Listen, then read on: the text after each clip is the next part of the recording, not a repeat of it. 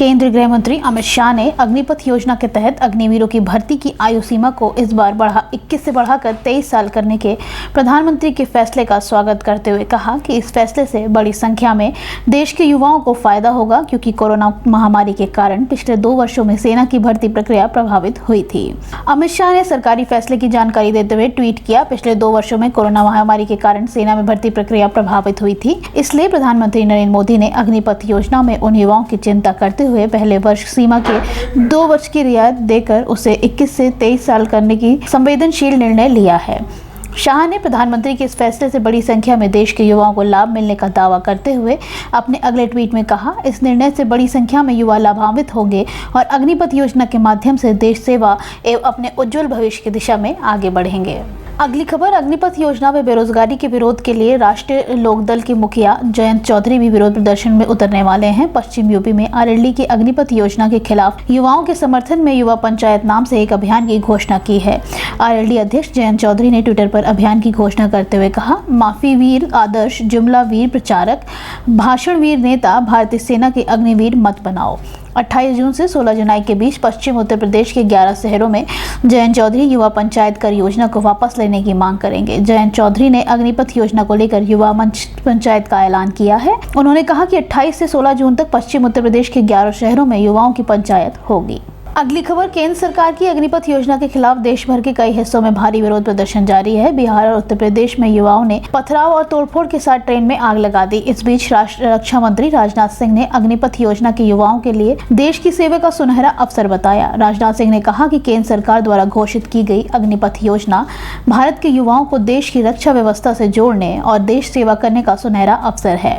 पिछले 2 वर्षों से सेना की भर्ती की प्रक्रिया नहीं होने के कारण बहुत से युवाओं के सेना में भर्ती होने का अवसर नहीं मिल सका था। उन्होंने कहा कि युवाओं के भविष्य को ध्यान रखकर प्रधानमंत्री नरेंद्र मोदी के निर्देश पर सरकार ने अग्निवीर की भर्ती की आयु सीमा को इस बार 21 से बढ़ाकर 23 वर्ष कर दी है। अगली खबर, बीजेपी की पूर्व प्रवक्ता नुपुर शर्मा को लेकर बड़ी खबर मिल रही है। ताजा जानकारी के मुताबिक नुपुर अनट्रेसेबल बताई जा रही हैं, यानी कि उनके कुछ अता पता नहीं चल पा रहा है कि वे कहां हैं। दरअसल मुंबई पुलिस नुपुर शर्मा को ढूंढने की में लगी है, लेकिन बीजेपी की प्रवक्ता नुपुर शर्मा अब तक उनके हाथ नहीं लग सकी। गृह मंत्रालय के सूत्रों की मिली जानकारी के मुताबिक मुंबई पुलिस के नुपुर शर्मा को गिरफ्तार करने के पर्याप्त सबूत हैं। वहीं नुपुर की गिरफ्तारी के लिए मुंबई पुलिस की टीम पिछले 5 दिनों से दिल्ली में है। पैगंबर मोहम्मद पर विवादित टिप्पणी के मामले में संयुक्त राष्ट्र अमेरिका की तरफ से बयान आया है। अमेरिका ने नुपुर शर्मा और नवीन जिंदल की विवादित टिप्पणियों की निंदा की है। वहीं बीजेपी ने इन दोनों नेताओं पर जो कार्रवाई की है उस पर उन्होंने खुशी जताई है। अगली खबर, मनी लॉन्ड्रिंग मामले में दिल्ली के स्वास्थ्य मंत्री सत्येंद्र जैन की मुश्किलें कम होने का नाम नहीं ले रही हैं। आज सुबह ईडी यानी प्रवर्तन निदेशालय ने एक बार फिर सत्येंद्र जैन के सहयोगी समेत आधा दर्जन से अधिक ठिकानों पर छापेमारी की है। ईडी के सूत्रों ने अगर माने तो इसमें सत्येंद्र जैन के ठिकाने भी शामिल हैं, जहां शुक्रवार की सुबह छापेमारी की गई है। सत्येंद्र जैन इस समय गिरफ्तारी के बाद दिल्ली की तिहाड़ जेल में है।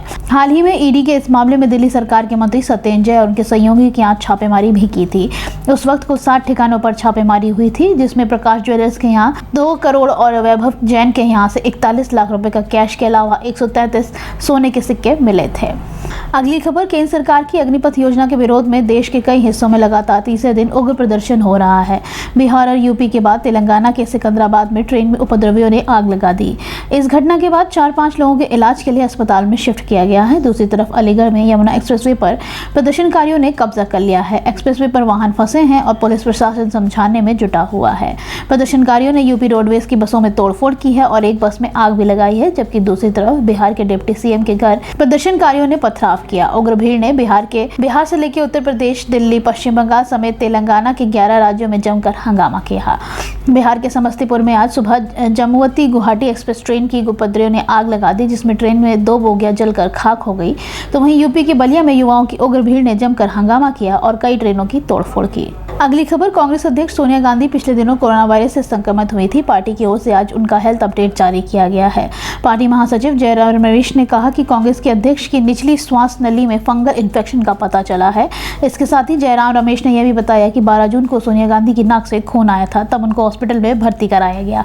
फिलहाल सोनिया हॉस्पिटल में ही हैं। गुरुवार को उनको सांस लेने में दिक्कत हुई थी, जिसके बाद पता चला कि उनकी निचली श्वास के नली में इन्फेक्शन हो गया है। सोनिया गांधी 2 जून को कोरोना वायरस से संक्रमित पाई गई थी। प्रवर्तन निदेशालय ने नेशनल हेराल्ड से संबंधित कथित धन संशोधन के एक मामले में कांग्रेस अध्यक्ष को नए सिरे से समन जारी कर 30 जून को पूछताछ के लिए पेश होने के लिए कहा था। अगली खबर दक्षिण कश्मीर के अनंतनाग जिले में कोरनाग के इलाके में सुरक्षा बलों के साथ मुठभेड़ में 2 आतंकवादी मारे गए हैं। अधिकारियों ने इस बात की जानकारी दी है। पुलिस ने एक ट्वीट में कहा, एक और आतंकवादी मारा गया, तलाशी जारी है। दोनों आतंकी हिजबुल मुजाहिदीन आतंकी संगठन से ताल्लुक रखते हैं और इनमें से एक साल 2021 के सरपंच गुलाम रसूल डार और उनकी पत्नी की हत्या में भी शामिल था। जम्मू कश्मीर पुलिस ने कहा, मारे गए आतंकवादियों की पहचान HM आतंकी संगठन के जुनैद भट्ट और बासित वानी के रूप में हुई है।